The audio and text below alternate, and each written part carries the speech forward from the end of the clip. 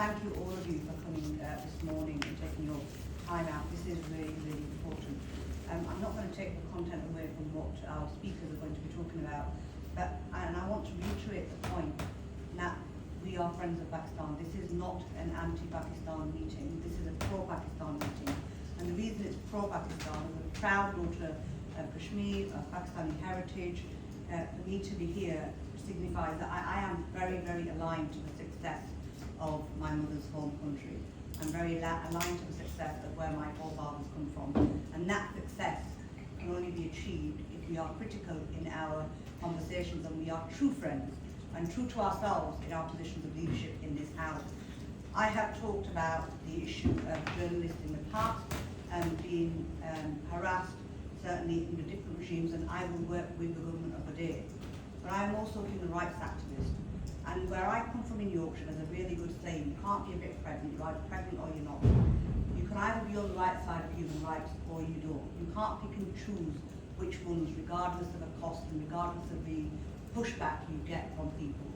So that is my first opening statement. This is a pro-Pakistan meeting, because if we want Pakistan to succeed, and you have the UN and other commentators making these very, very serious reports and accusations, and when you hear the contents, which I'll leave to the speakers, we need to do something. It cannot be that we ignore this and kick it into the long grass, because I'm proud here, mother of all parliament, and I went across to Pakistan and we led a delegation at a time when PTI was first elected, and indeed Baroness Zulfi, Baroness Zulfi and I actually addressed the cabinet, which was the first ever time that two parliamentarians in the country addressed the new cabinet.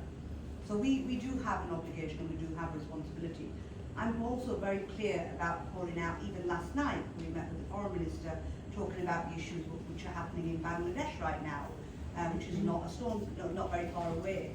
I've also talked about the issue of what happens in India's, Modi's India, in terms of the persecution of press freedoms or minority communities.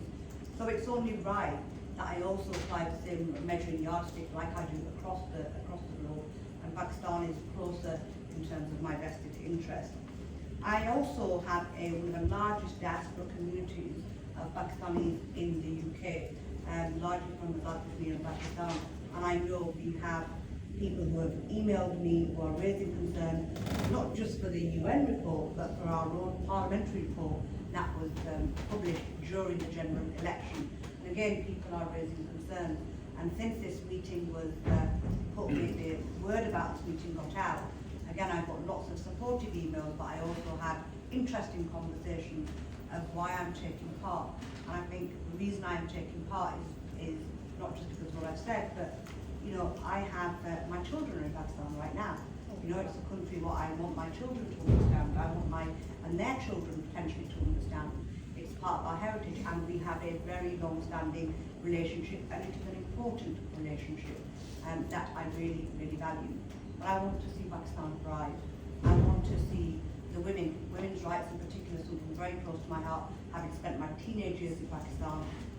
That democracy only comes with a freedom of press like we enjoy in this country, and we have to model ourselves and at least pursue that perfection for every country who we are allies with. As part of the Commonwealth, this country is an important country to us.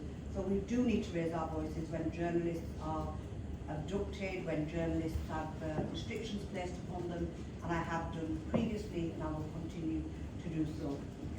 I will now stop and introduce you to my first speaker, and I'll read each of the bios as we go on. But we do have with us Sarkar Bari, who is the founder of the Bano development, right? And we have Meher, Bano and Zulfi Bukhari. Now, Bari is the founder and national coordinator of Bano Development, a registered not-for-profit organisation that has conducted